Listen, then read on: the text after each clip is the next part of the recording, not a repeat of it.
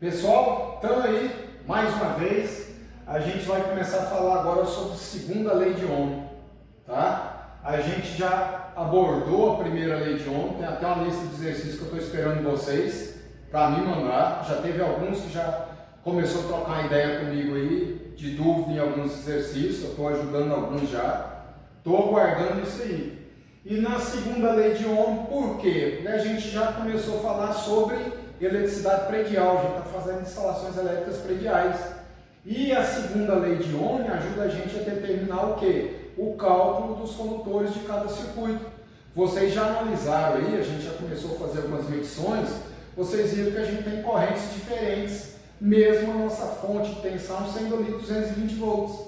Então, para cada consumidor, para cada carga, para cada equipamento, a gente tem um condutor específico para ele. E é em cima disso que a gente vai trabalhar, tá?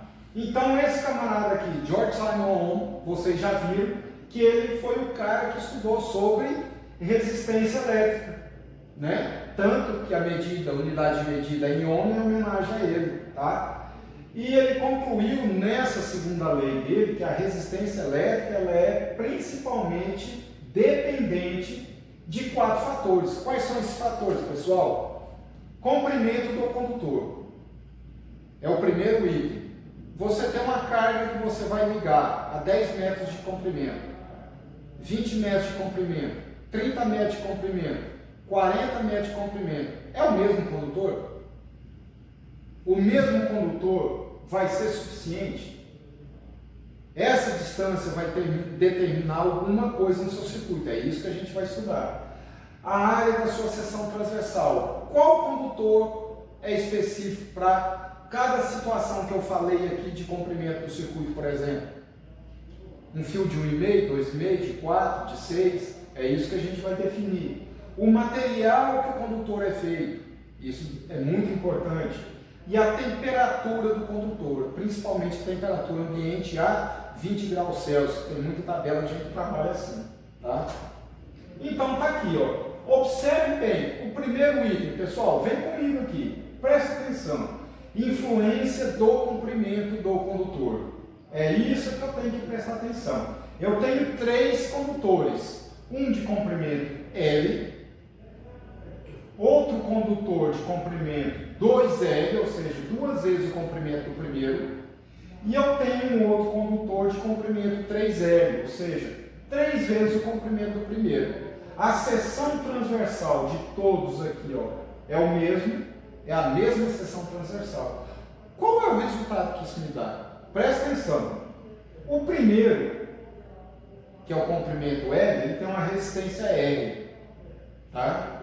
O segundo, como ele é 2 vezes maior, ele tem 2 vezes mais resistência no condutor, tá? Presta atenção. O terceiro, que é um comprimento 3L de mesma seção, a resistência desse comprimento é 3 vezes maior do que o primeiro. Então é isso que eu tenho que prestar atenção, tá? O que vai acarretar aqui?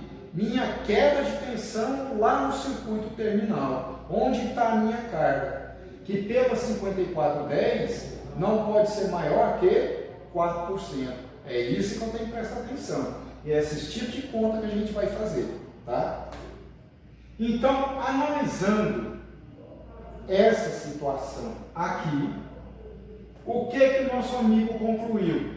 Que a resistência elétrica aumenta ou diminui na mesma proporção que você aumenta ou diminui o comprimento do condutor. Certo? Então, se você aumentar o condutor, você está aumentando a resistência. Se você está diminuindo o condutor, você está diminuindo a resistência. Então, ele concluiu que a resistência elétrica é diretamente proporcional ao comprimento do condutor. Aumentou o condutor, aumentou a resistência. Diminuiu o condutor, diminuiu a resistência. Isso é básico, beleza? Vem com nós de novo, olha só. Influência da seção transversal. Olha só como que isso é importante. Ele tem aqui 3 condutores, tá? De seção diferente agora.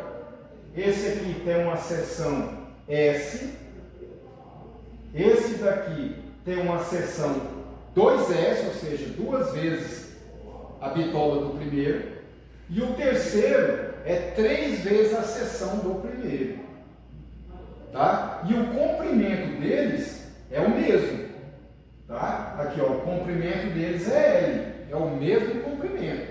O que isso acarretou lá no final, pessoal? Vem cá, olha só.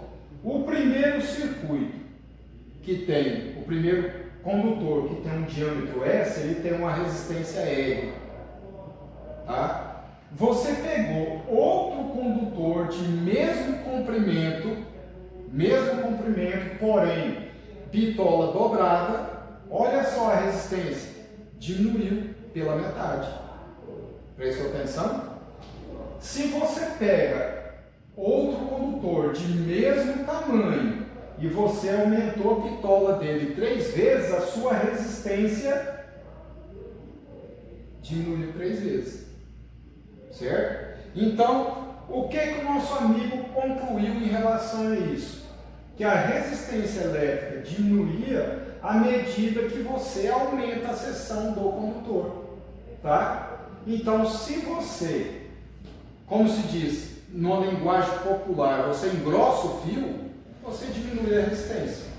Não é isso? Só que a gente tecnicamente está falando a bitola do condutor. Se eu aumento a bitola, a seção transversal do meu condutor, eu estou diminuindo a corrente. Por outro lado, quando você diminui a bitola do condutor, a seção transversal do condutor, a resistência elétrica aumenta. Não é isso? Então a resistência elétrica de um condutor é inversamente proporcional à seção transversal. Beleza, pessoal? Se você aumenta a seção transversal, você diminui a resistência. Se você diminui a seção transversal, você aumenta a resistência. Por isso que é inversamente proporcional. Beleza? Influência do material. O que cada material influi? Olha só, eu tenho material de cobre, eu tenho material de alumínio, eu tenho material condutor de prata. Olha só, ao fazer isso, ele percebeu, e olha aqui, é o mesmo comprimento, viu, pessoal? Ele estabeleceu que materiais diferentes não estabelecem uma relação entre eles.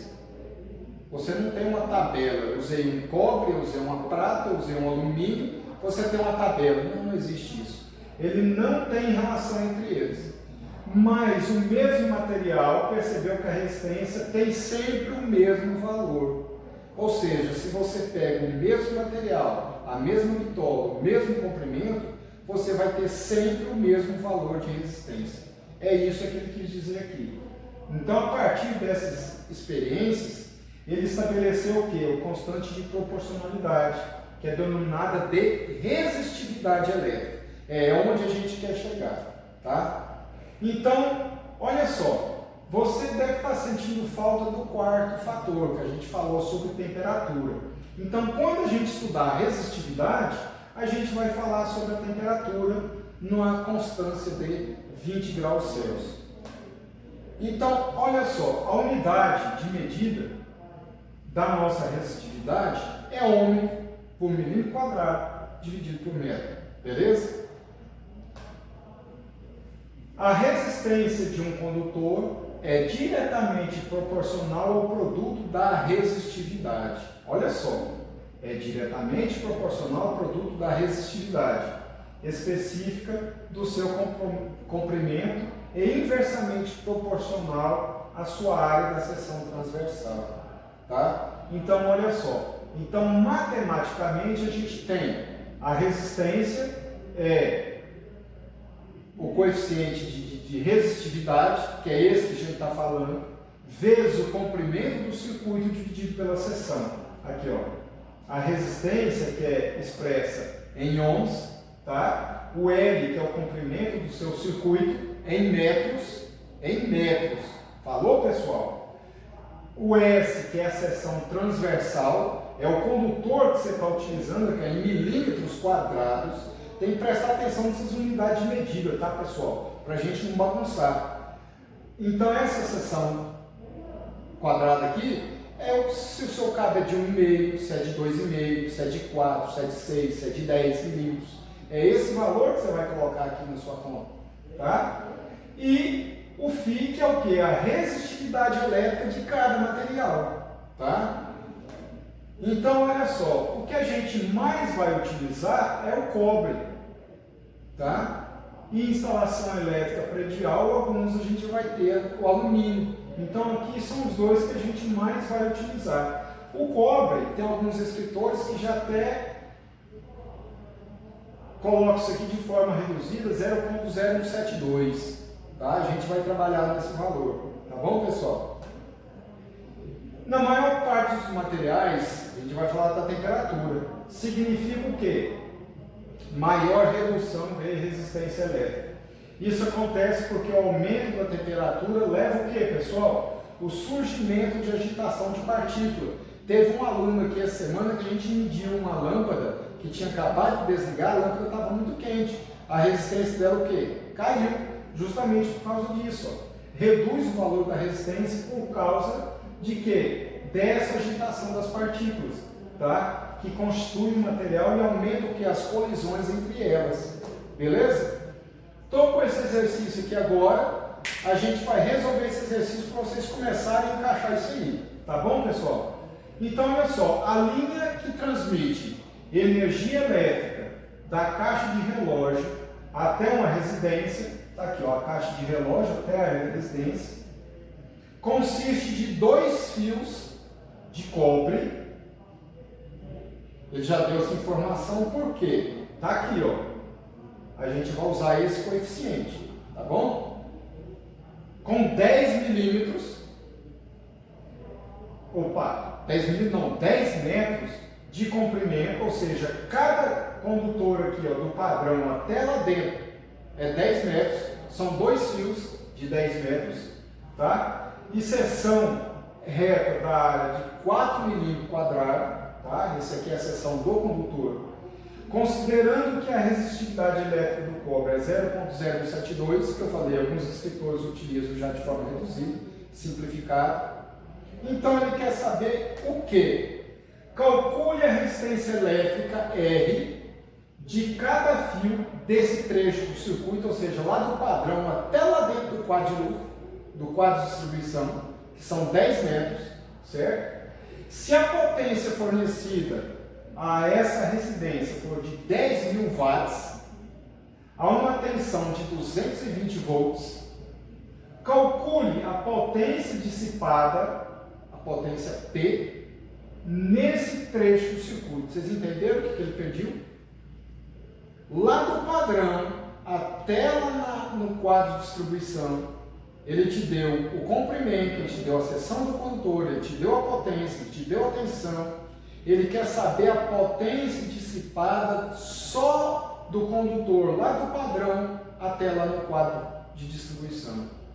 Isso é potência dissipada, potência perdida.